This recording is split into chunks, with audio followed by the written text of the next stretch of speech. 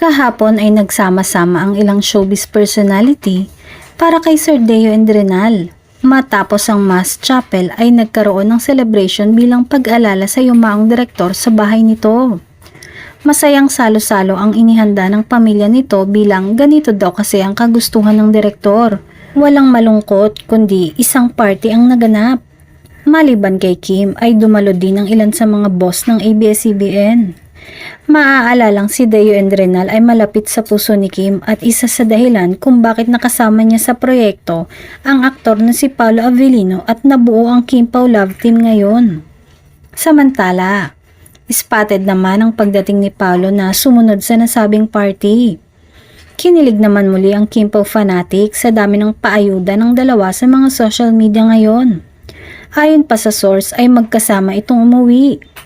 Sumausaw naman ng ibang mga Kim Pao fanatics at sinabing kailangan talaga bakuran na si Kim ni Paolo dahil sila na daw talaga in real life.